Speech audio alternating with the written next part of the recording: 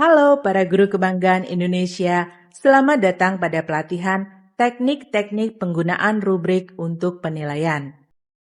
Di video ini akan dibahas mengenai langkah-langkah pembuatan rubrik analitik sebagai penilaian dalam proses pembelajaran. Pengaplikasian rubrik analitik sebagai penilaian dalam proses pembelajaran dan strategi penggunaan rubrik asesmen dalam proses pembelajaran. Materi pelatihan ini terbagi ke dalam 3 video.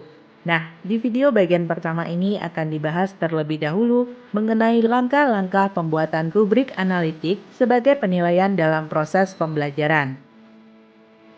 Untuk membuat rubrik analitik, hal pertama yang perlu disiapkan adalah kriteria apa saja yang akan dinilai di dalam rubrik tersebut.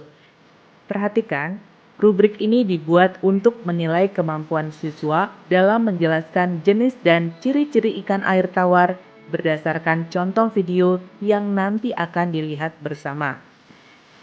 Pada rubrik analitik terdapat 3 kriteria yang akan dinilai. Kriteria pertama yang akan dinilai adalah kemampuan mengutarakan jenis dan ciri-ciri ikan air tawar.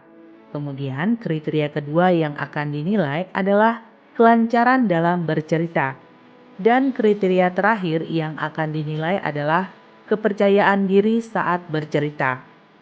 Setelah selesai menentukan kriteria yang akan dinilai, langkah selanjutnya adalah menentukan jumlah tingkat kualitas. Dalam rubrik ini kita akan menggunakan 4 skala pencapaian kinerja, yaitu sangat baik dengan poin 4, baik dengan poin 3, cukup dengan poin 2, dan perlu bimbingan dengan poin 1.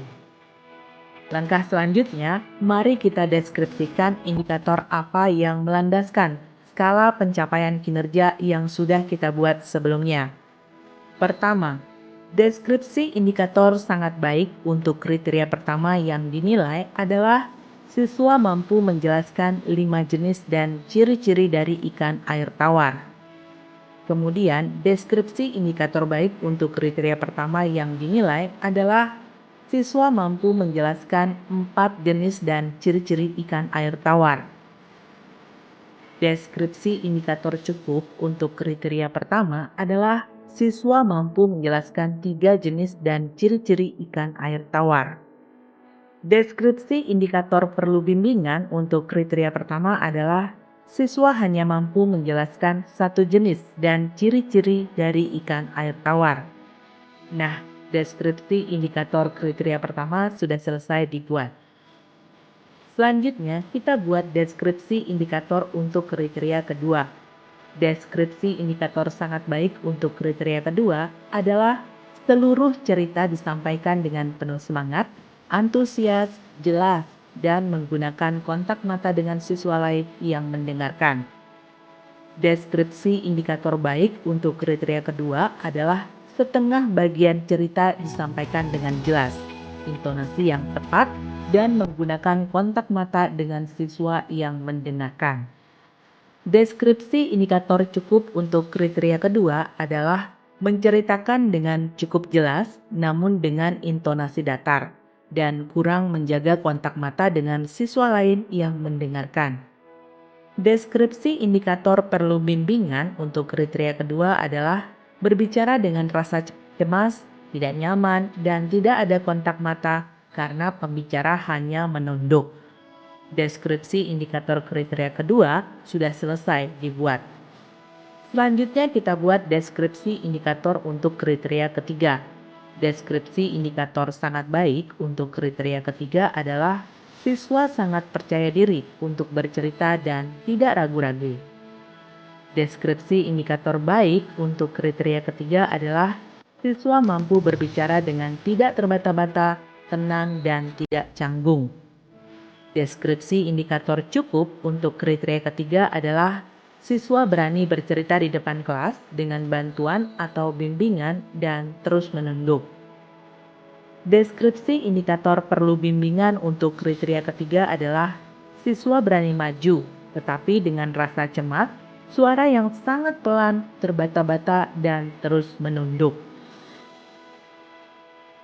Setelah rubrik analitik sudah dibuat, kemudian kita membuat daftar cek untuk melakukan penilaian pada siswa. Berikut ini adalah gambaran daftar cek untuk penilaian menggunakan rubrik analitik. Pada daftar cek akan dibuat beberapa kolom, seperti kolom pertama diisikan dengan nomor, kolom kedua akan diisikan dengan nama siswa yang akan dinilai, kolom ketiga sampai kelima diisikan dengan skala pencapaian kinerja 4, 3, 2, dan 1 sesuai dengan yang sudah kita buat sebelumnya. Nah, tadi merupakan pembahasan langkah-langkah dalam pembuatan rubrik analitik dan daftar cek atau penilaian yang akan digunakan untuk penilaian. Pada video selanjutnya akan dibahas tentang pengaplikasian rubrik analitik sebagai penilaian dalam proses pembelajaran. Sampai jumpa dan salam luar biasa.